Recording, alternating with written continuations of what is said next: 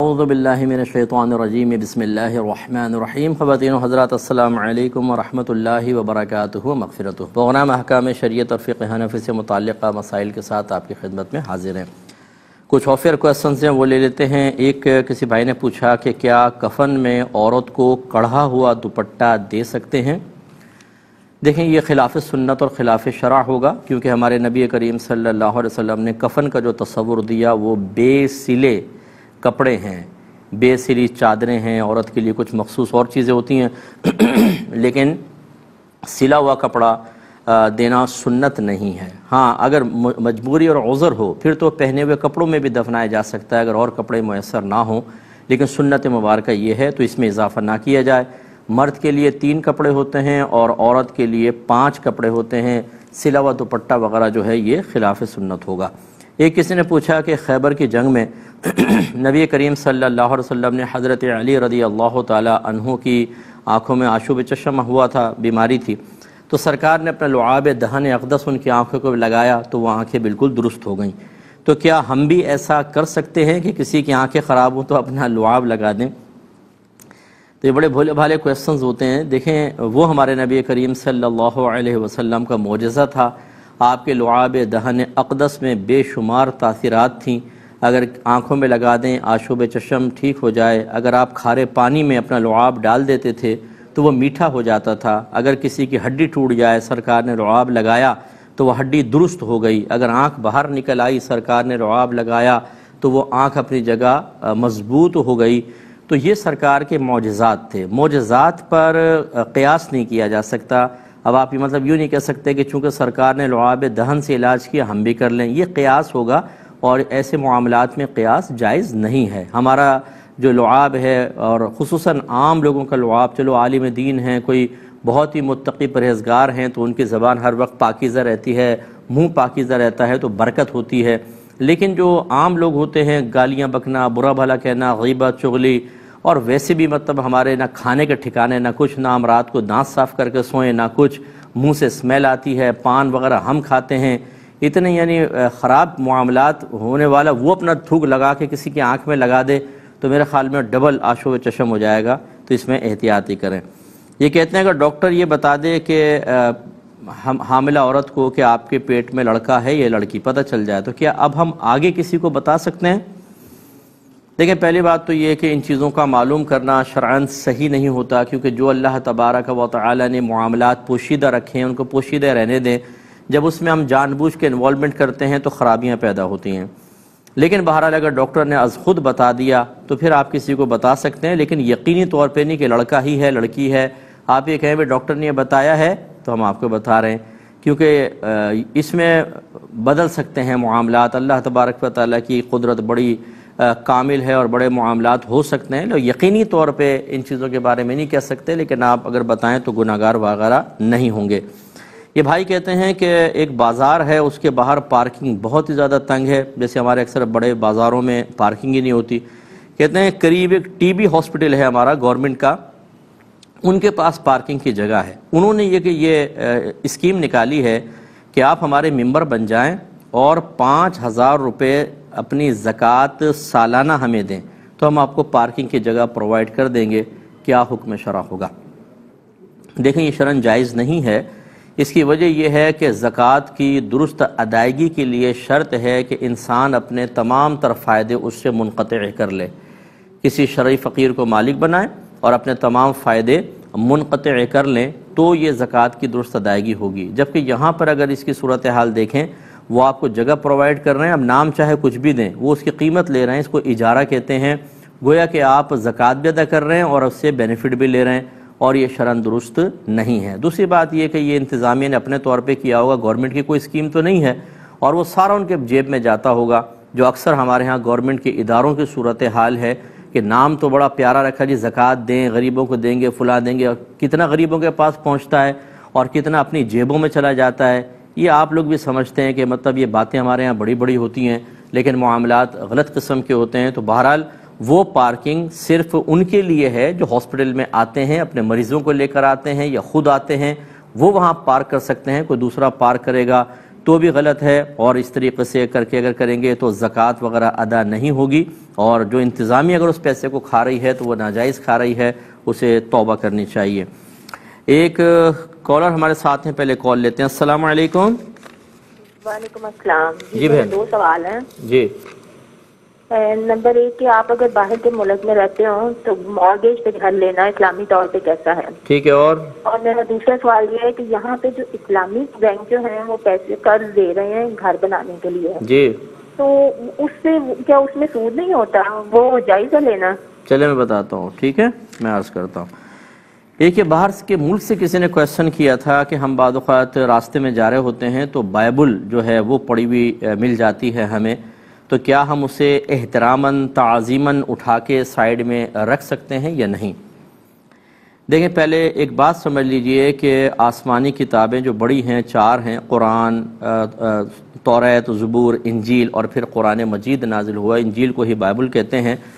تو یہ جو اللہ نے نازل فرمائی جس شکل میں، وہ بالکل حق ہیں اور اس پر ہمارا ایمان لانا لازم ہے۔ ایک بھی آسمانی کتاب کا انکار کریں گے تو کافر ہو جائیں گے۔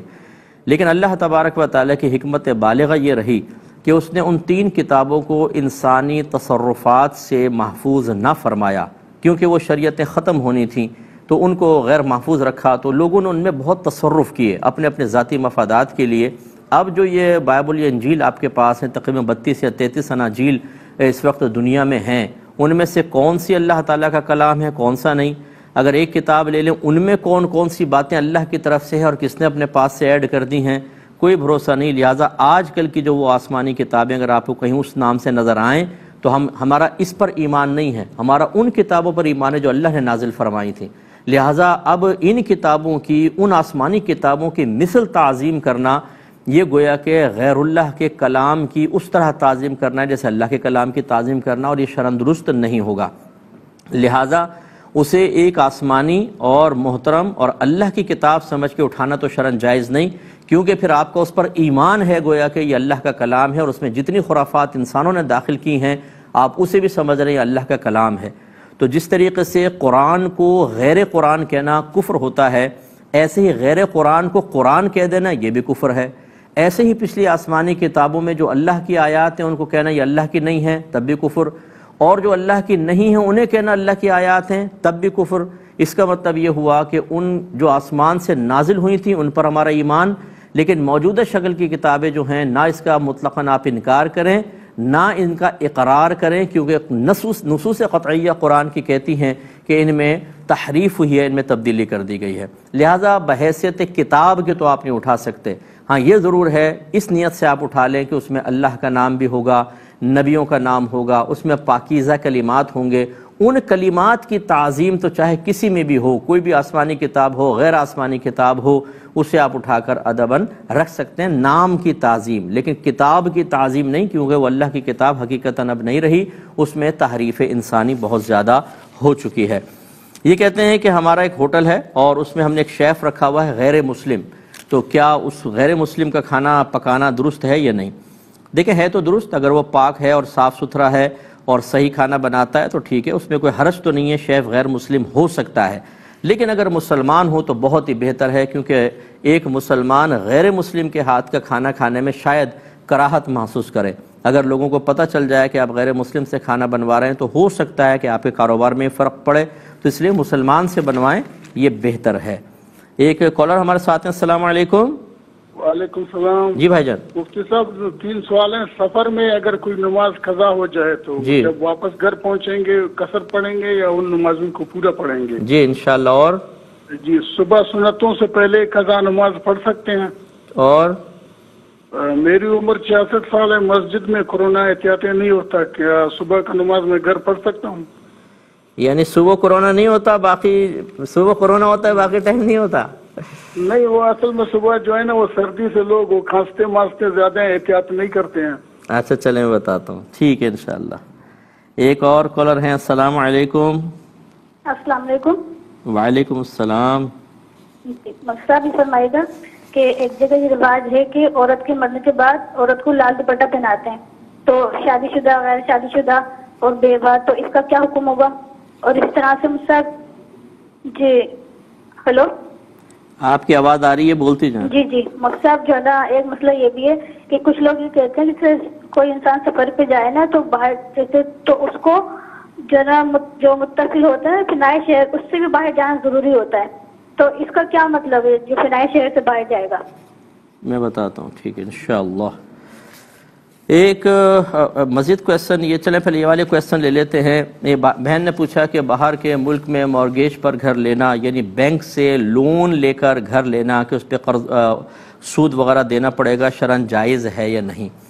دیکھیں اس میں علماء کا اختلاف ہے، بعض اس کو دارالحرب مانتے ہیں، اور دارالحرب میں ایک حربی کافر سے سودی لین دین جائز ہے۔ جن کا یہ نظریہ ہے وہ کہتے ہیں کہ بالکل مورگیج جائز ہے وہاں پر، اس پہ گھر لینا، ایک لیں، دو لیں، 10 لیں، ایک کی قید لگانا بیکار ہے پھر ایسے لوگوں کے لیے کہ جی ایک لے لیں باقی نہیں لیں، جتنے مرضی لے سکتے ہیں۔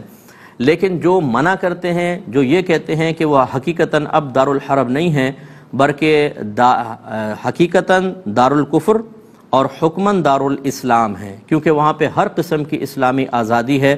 بعض چیزوں پہ پابندی ہے، جیسے اسپیکر آپ مسجد کے آن نہیں کر سکتے، وہ تو ہمارے پاکستان میں بھی پابندی لگائی ہوئی ہے تو بہت سی جگہوں پر۔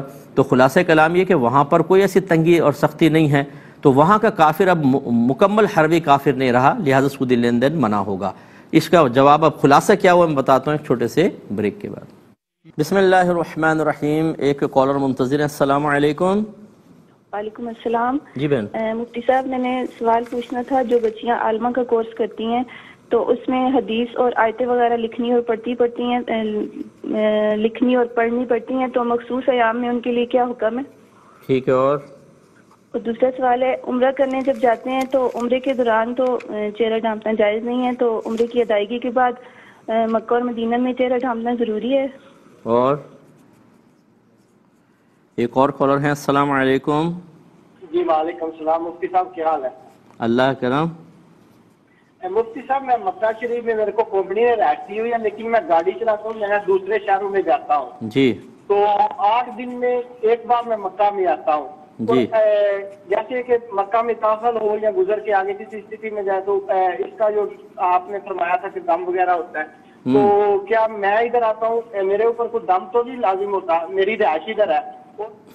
ٹھیک ہے، میں بتاتا ہوں انشاءاللہ۔ ایک یہ کویسچن کیا تھا کہ ایک بچی، فرانس کا یہ کویسچن تھا، ایک بچی تھی غیر مسلم مسلمان ہو گئی لیکن اپنے غیر مسلم والدین کے ساتھ ہی رہتی ہے، اب وہ ایک مسلمان لڑکے سے نکاح کرنا چاہتی ہے تو والد صاحب اس پہ ناراض ہو رہے ہیں اور وہ کہتے ہیں کہ تم یہ شادی مت کرو، اگر کرو گی تو میں تمہاری شادی میں شرکت نہیں کروں گا۔ وہ لڑکی کہتی ہے کہ اب اسلام مجھے اس بارے میں کیا کہتا ہے؟ دیکھیں مسئلہ یہ ہے کہ جب لڑکی مسلمان ہو جائے اور ماں باپ کافر ہوں تو کافر ماں باپ کا کوئی حق اولاد پر باقی نہیں رہتا ہے۔ یہ ضرور ہے کہ ان کے ساتھ ایک مناسب سا رویہ اختیار کریں، اس لیے تاکہ وہ اسلام کی طرف مائل ہو جائیں، یہ بہت اچھی چیز ہے۔ اس کے علاوہ کوئی ان کا حق لازم نہیں، نہ ان کی اطاعت واجب، اور اس قسم کے مسئلے میں تو بالکل بھی نہیں۔ جب وہ ان کا حق ہی کوئی نہیں ہے تو لڑکی کو کفو میں دیکھنا یا غیر کفو میں دیکھنا اس کا کوئی نہیں۔ وہ مسلمان ہے، مسلمان لڑکے سے وہ نکاح کر سکتی ہے، اگر والد صاحب ناراضگی کا اظہار کر رہے ہیں شادی میں شرکت نہ کریں ان کی ناراضگی کی، اگر وہ کوئی پرواہ نہیں کرتی اور نہیں بھی کرنی چاہیے کیونکہ وہ مسلمان سے شادی کرنے کو منع کر رہے ہیں تو کیا غیر مسلم سے کرے گی؟ تو اس لیے ان کا کوئی لحاظ نہ کیا جائے، بالکل وہ مسلمان لڑکے سے شادی کرے۔ اور ہمارا مشورہ یہ ہوگا کہ اگر کوئی مسلمان ہو گیا ہے تو اس کو ہمت کر کے پھر علیحدہ رہائش رکھنی چاہیے، کیونکہ اگر وہ مسلمان ہو جانے کے باوجود اسی ماحول کفر میں رہے گا تو یہ ہو سکتا ہے کہ آہستہ آہستہ ذہن دوبارہ کفر کی طرف مائل ہو جائے، اس لیے اس میں خیال رکھیں۔ اچھا، یہ جو خاتون نے مورگیج کا کویسچن کیا تھا اس کا میں جواب آپ کو دے رہا تھا۔ اس میں دونوں میں نے صورتحال بتائیں۔ بعض علماء وہ اس کو دارالحرب مانتے ہوئے اور وہاں کے کافروں کو حربی تصور کرتے ہوئے اس کی اجازت دیتے ہیں، اور بعض علماء کہتے ہیں کہ وہ حقیقتاً اب دارالحرب نہیں ہے، وہاں کے کافر حقیقتاً حربی نہیں ہیں بلکہ وہ دارالکفر ہے اور حکماً دارالاسلام ہو چکا ہے، لہٰذا وہاں سودی لین دین منع ہوگا۔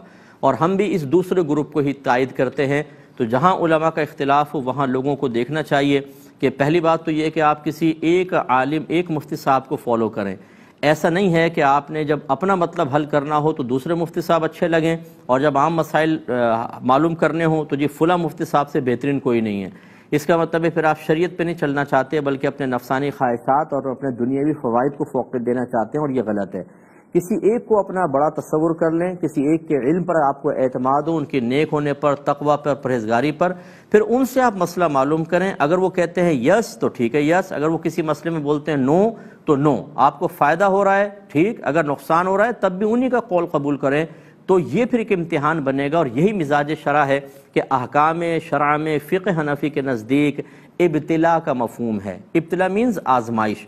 اللہ نے احکام رکھے اس لیے ہیں تاکہ ہم ایک آزمائش میں مبتلا ہوں، ایک امتحان۔ ایک چیز مجھے پسند نہیں آ رہی لیکن میرے اللہ کا حکم ہے، میں اپنے نفسانی خواہش قربان کر کے، اپنے دنیاوی فوائد قربان کر کے اپنے اللہ کو راضی کروں گا، یہ کامیابی ہے۔ اور اگر میں دنیاوی فائدے اور دیگر مصلحتوں کو فوقیت دے کر اللہ کے حکم کا پس پش پھینک دوں تو یہ ناکامی ہے۔ تو جب یہ امتحان ہے تو پھر امتحان تو بنے گا ہی اس وقت جب آپ کسی ایک کو فالو کریں گے۔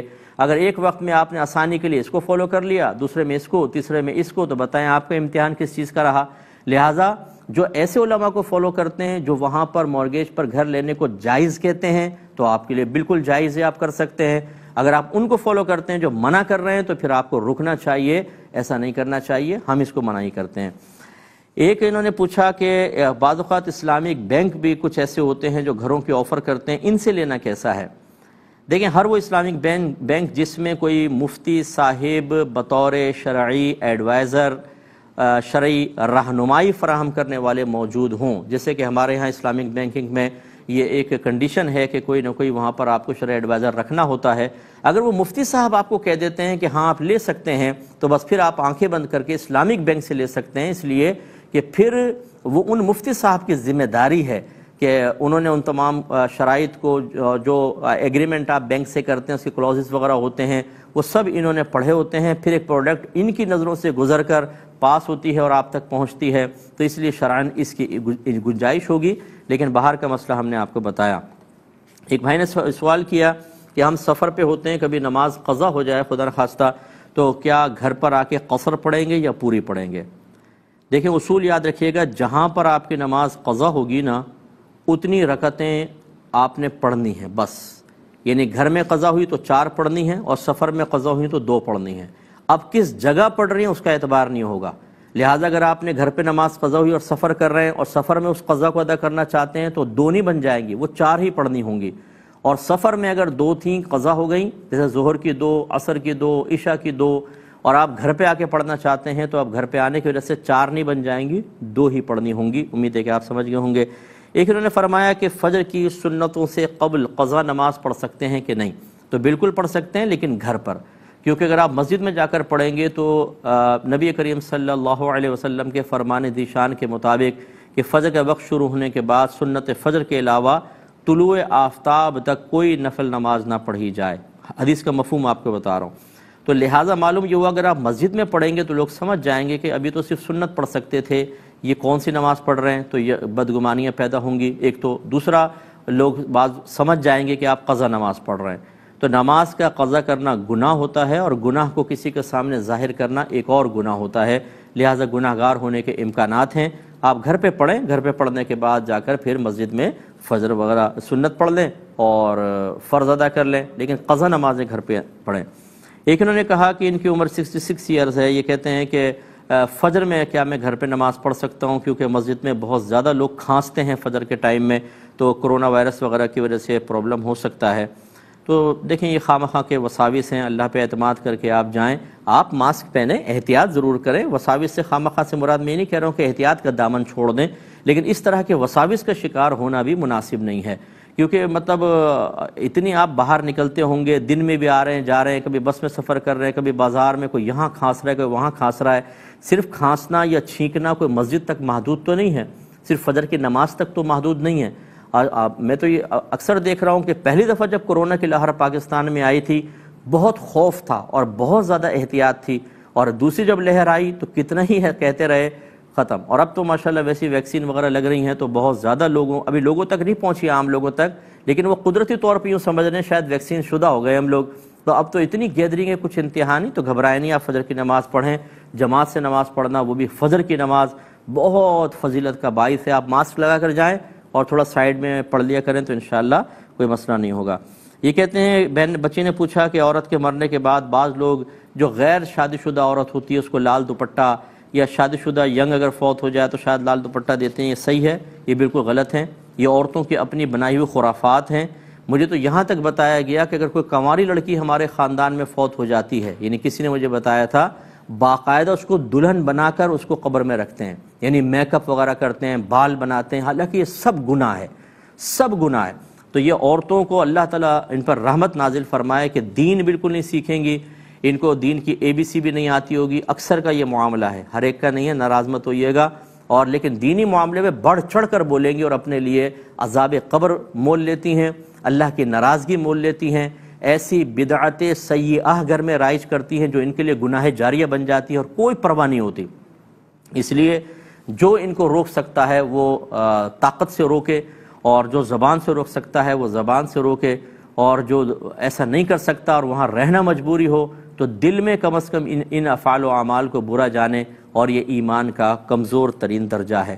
لیکن بدترین درجے میں داخل نہ ہوں کہ ان کے ساتھ شامل ہو کر ان رسومات کو پورا کرنا شروع کر دیں یا وصیت کر جائیں کہ میرے ساتھ بھی ایسا ہی کرنا۔ یہ بدترین گروہ ہے کہ جو بدعات عام کر رہا ہو اور اللہ اس کے رسول کے احکام کی کوئی پرواہ نہ ہو، اور ہم جیسا کوئی آدمی اگر کوئی شرعی مسئلہ صحیح بتائے بھی تو اسی کے دشمن بن جاتے ہیں، اور جو ہمارا قاصد کے طور پر بتائے، جیسے بہت سے بہن بھائی یہاں سے سیکھتے ہیں، پھر کسی کو بتاتے ہیں تو ان کو ڈانٹتے ہیں ڈپٹتے ہیں، تم آ گئے نئے دین لے کر، تمہارے مفتی صاحب نئے نئے مسئلے لے کر آ گئے۔ تو بھائی مفتی صاحب تو نئے نئے مسئلے لے کر آ گئے، پرانے مسئلے آپ ثابت کر دیں قرآن و حدیث سے، آسان سی بات ہے۔ پھر یہ کہنا نہیں ہمارے تو خاندان میں چلتا چلا آ رہا ہے، یہ تو کفار کی دلیل تھی۔ انہوں نے نبیوں کو یہی کہا کہ ہم تو اس دین پر رہیں گے جس پر ہم نے اپنے آباء و اجداد کو پایا، آپ یہ نیا دین لے آئے ہیں۔ تو پھر آپ غور کر لیں کہ آپ کی یہ روش جو ہے یہ مسلمانوں کی روش ہے یا کافروں کی روش ہے۔ بعض اوقات ہم کافروں کے طریقوں پہ چل رہے ہوتے ہیں لیکن ہم سمجھ نہیں پا رہے ہوتے۔ اس لیے میں اپنے تمام سننے والے بہن بھائیوں سے گزارش کرتا ہوں، آپ کا کام ہے بتانا، بحث کرنا نہیں ہے۔ اور اگر کوئی آپ سے لڑے جھگڑے، کوئی ہمیں برا کہے، کوئی آپ پہ اٹیک کرے، بالکل آپ لڑے جھگڑا نہ کریں، بولے بھائی ٹھیک ہے ہمارا کام تھا بتانا، آپ مانتے ہیں آپ کے حق میں بہتر ہے، نہیں مانتے تو انتظار کریں، موت آنے والی ہے، اس کے بعد آپ بھی یہ وصیت کر لیں گے، یقینی سی بات ہے، پھر مر کے دیکھیں پھر ہوتا کیا ہے آپ کے ساتھ، یہ آپ کو وہاں پتہ چلے گا۔ یہ کہتے ہیں کہ جس سفر پہ جب جائیں تو مسافر وہ ہے جو شہر سے اور فنائے شہر یا مصر شہر کہتے ہیں، مصر اور فنائے مصر سے باہر نکل جائے، پھر وہ مسافر ہوتا ہے۔ کیا مطلب ہے فنائے مصر کا؟ کیا مطلب؟ دیکھیں، فنا کہتے ہیں اس چیز کو جو اصل سے متصل ہوتی ہے اور اس کی ضرورت کے لیے ہوتی ہے لیکن اصل نہیں ہوتی۔ جیسے ایک مسجد ہے، ایک فنائے مسجد ہے۔ مسجد تو وہ ہے، مسجد کا مطلب ہے سجدہ گاہ، جہاں پہ آپ سجدہ کرتے ہیں، لیکن مسجد کی چار دیواری میں بعض چیزیں اس مسجد کی ضرورت کے لیے بنا دی جاتی ہیں جو حقیقتاً مسجد نہیں ہوتی، جیسے استنجا خانہ، وضو خانہ، جوتے رکھنے کی جگہ۔ تو یہ چونکہ متصل ہوتی ہیں، مسجد کی ضرورت کے ساتھ ضرورت کی ہوتی ہیں، اس لیے ان کو کہہ دیتے ہیں فنائے مسجد۔ ایسے ہی شہر سے متصل جو چیزیں ہوتی ہیں، جیسے چھوٹے چھوٹے گاؤں بعض اوقات بالکل شہر سے متصل ہوتے ہیں، یا عید گاہیں شہر سے باہر ہوتی ہیں، یا جانوروں کے باڑے اور استبل باہر بنے ہوتے ہیں، وہ فنائے مصر کہلاتے ہیں۔ فنائے مسجد اور فنائے مصر یا فنائے شہر کا حکم مسجد اور شہر والا ہوتا ہے بہت سارے احکام میں، جیسے سفر میں اس کا ہوتا ہے، تو لہٰذا آپ سمجھ گئے ہوں گے۔ ایک مختصر سا بریک لیں گے، ہمیں یقین آپ ہمارے ساتھ ہی رہیں گے۔ بسم اللہ الرحمن الرحیم۔ ایک کویسچن یہ بہن نے فرمایا کہ بچیاں عالمہ کورس کر رہی ہیں اور اس دوران جیسے ایام آتے ہیں تو کچھ حدیثیں بھی لکھنی ہوتی ہیں، بعض اوقات آیات لکھنی ہوتی ہیں، تو کیا حکم شرع ہوگا؟ دیکھیں، ان ایام میں حدیث لکھنے میں تو مسئلہ نہیں ہے، لیکن قرآن پاک لکھنے میں تھوڑا سا مسئلہ ہے۔ اس میں بھی دو صورتیں ہیں، ایک یہ کہ کوئی نوٹس وغیرہ لکھ رہی ہیں تو اس سے تو اجتناب ہی کریں، وہ تو کسی سے بعد میں بھی لے سکتی ہیں، کوئی ایسا مسئلہ نہیں ہے۔ اور ایک ہوتا ہے امتحان دے رہی ہیں، امتحان دینے میں اگر وہ آیات وغیرہ لکھنی ہیں اور ایام چل رہے ہیں اور اس کے علاوہ تو رخصت مل نہیں سکتی ہے، اس میں کوشش یہ کریں کہ آیت پر ہاتھ نہ لگے، اس طرح پین سے جیسے لکھیں تو بس پھر لکھ کر اس کے اوپر دوبارہ ہاتھ وغیرہ نہ لگے، تو اس کی گنجائش نکلے گی کہ اب اس آیت جو یہ پین لکھ رہا ہے، پین کا اس آیت سے اتصال ہے، براہ راست ہاتھ کا اتصال نہیں ہے۔ لیکن یہ امتحان کے لیے میں نے عرض کیا، نوٹس وغیرہ لکھنے ہوں تو پھر اس میں پوری احتیاط کر لیں کہ پین کا اتصال بھی اس میں نہیں ہونا چاہیے، یہی زیادہ اچھا ہے۔ تو بہرحال احتیاط کریں، اور زبان سے حدیث پڑھ سکتی ہیں ان ایام میں، لیکن قرآن پاک کی کوئی بھی آیت قرآن کی نیت سے پڑھنا یہ منع ہوتا ہے۔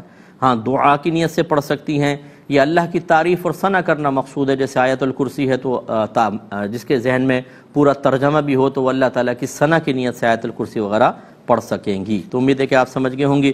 لیکن یہ کہنا جی دستانے پہن لے اس کے بعد چھونا جائز ہے، یہ صحیح نہیں ہوتا. جو انسان کا لباس بن جاتا ہے اس سے وہ لباس کا حکم بالکل جسم والا حکم ہی ہوتا ہے. دستانوں سے بھی بچیاں نہیں چھو سکتی ہیں، اس کا احتیاط کیجیے گا. بہن کہتی ہیں کہ عمرے کے دوران جب ہم احرام میں ہوتے ہیں تو چہرہ کھلا رکھنا واجب ہے، لیکن جب احرام کی پابندی سے باہر نکل آتے ہیں تو مکہ اور مدینے میں چہرہ ڈھانپنے کا کیا حکم ہوتا ہے؟ دیکھیں مکہ اور مدینہ وہ ہے جہاں سے اسلام نکلا ہے، جہاں سے اسلام چلا ہے. تو اگر آپ تھوڑا سا غور کریں تو اس مقام پہ زیادہ اسلام پر عمل کرنا چاہیے. لیکن ہمارے لوگ شاید یہ سمجھتے ہیں کہ جی وہاں پہ خصوصی رعایت ہوگی، سب پاکیزہ دل ہوں گے، فرشتوں کی طرح ہو جاتے ہیں وہاں پہ جانے کے بعد، نکاحیں پاکیزہ، ذہن پاکیزہ، کوئی گناہ نہیں ہوتا ہوگا اس لیے منہ کھول کے چلیں، بال کھول کے چلیں، کوئی مسئلہ نہیں ہے. ایسا نہیں ہوتا ہے. وہاں سے چونکہ دین چلا ہے سب سے پہلے تو وہاں دین پر عمل پیرا ہونا چاہیے. تو لہٰذا پردے کا حکم ہے عورتوں کے لیے. جیسے احرام کی پابندی سے باہر ہوں بالکل اپنے چہرے پہ نقاب وغیرہ کریں. اور یہ سوچنا کہ مکہ مدینے میں کوئی غلط کام نہیں ہوتا ہوگا، یہ ایسا نہیں ہے. وہاں پہ بہت سارے معاملات ہوتے ہیں. حسن ظن قائم رکھنا اچھی بات ہے، لیکن بیوقوف بن کر چلنا یہ برا ہوتا ہے. چوریاں بھی ہو جاتی ہیں، بہت سے لوگ بھیک مانگتے آپ کو نظر آئیں گے مسجدوں کے اندر. اور عربک لڑکیاں بعض اوقات تو، اور میرے ساتھ کئی دفعہ ایسا ہو چکا ہے وہاں پر، یعنی لینڈ کروزر کے اندر ایک عربک شخص آ کر عربک میں مجھ سے کلام کر کے اور یہ کہے کہ اگر میں جھوٹ بولوں تو اللہ مجھے جہنم میں ڈال دے، میری گاڑی کا پیٹرول ختم ہو گیا، مجھے پیٹرول ڈلوا دے. اور ایسا 2-3 نے کیا لینڈ کروزر کے اندر کہ آپ شبہ ہی نہیں کر سکتے. وہ لینڈ کروزر بھی ایسی کہ اس کی سیٹ سے پنی بھی نہیں ہٹی تھی، یعنی بالکل نئی گاڑی جیسے آپ شو روم سے نکال کر لائیں. ایسے ایسے فراڈ اسی مقام پر ہو رہے ہیں، لیکن کوئی خوف خدا نہیں ہے. اللہ تعالی رحم فرمائے. تو بالکل اپنے چہرے کی آپ حفاظت کریں. یہ بھائی کہتے ہیں کہ یہ کمپنی میں کام کرتے ہیں اور ان کا کام گاڑی میں بہت زیادہ ہوتا ہے، مختلف شہروں میں جاتے ہیں تو بعض اوقات مکے بھی آنا پڑتا ہے اور بعض اوقات مکے کو کراس کر کے اس سے اگلی سٹیز میں جانا ہوتا ہے.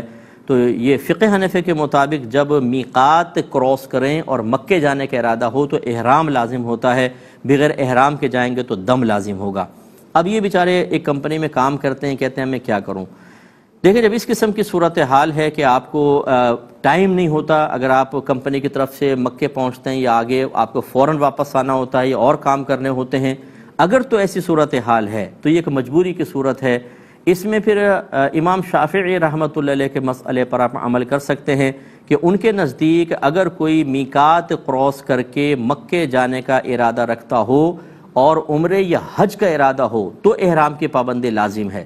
اگر حج یا عمرے کا ارادہ نہیں ہے، ویسے جانا چاہتا ہے یا کمپنی کی طرف سے یا جاب کے لیے یا زیارت کرنے کے لیے تو بغیر احرام کے جا سکتا ہے. تو آپ ان کے فتوے پہ بالکل عمل کر سکتے ہیں. چونکہ میں ایک مفتی حنفی ہوں تو میں آپ کو اجازت دے رہا ہوں. تو لیکن از خود یہ نہیں کر سکتے کہ آپ کوئی مسئلہ ہوا تو آپ نے امام مالک کا قول لے لیا، امام شافعی کا. ایک امام کی تقلید کرنا لازم ہے.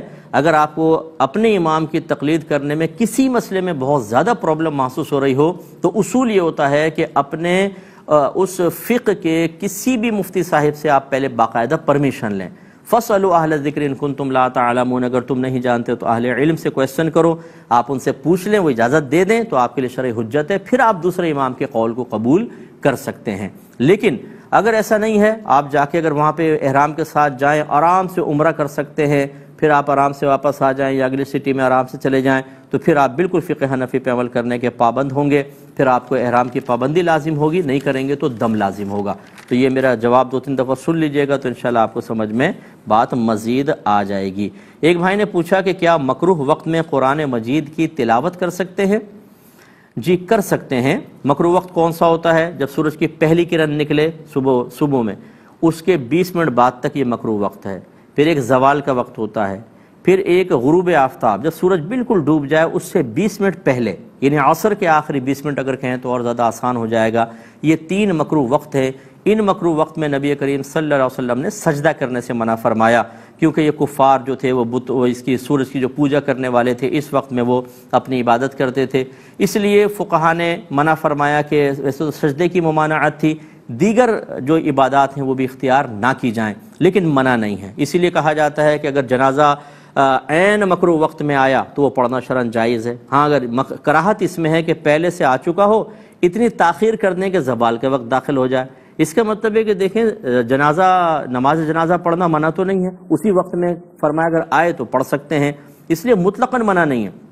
ہاں یہ ضرور ہے، علماء نے فرمایا کہ آیت سجدہ نہ پڑھیں، وہ بھی مطلب کوئی ایسا نہیں ہے کہ آیت سجدہ پڑھنا گناہ ہوگا، وجہ یہ ہے کہ آیت سجدہ پڑھیں تو مستحب ہے کہ فوری طور پر سجدہ کر لیں، مستحب افضل، ورنہ آپ تاخیر سے بھی کر سکتے ہیں، اور اس وقت چونکہ آپ سجدہ کر نہیں سکیں گے تو ترک مستحب لازم آئے گا، اس لیے فرمایا کہ مناسب نہیں ہے آیت سجدہ کی تلاوت خاص طور پہ کرنا، ورنہ آپ آیت سجدہ پڑھ سکتے ہیں، بہرحال صرف مستحب ترک ہوگا، یا اس کے علاوہ جو قرآن پاک جو آیات سجود پر مشتمل نہ ہو پڑھ سکتے ہیں، اس میں کوئی حرج نہیں ہے۔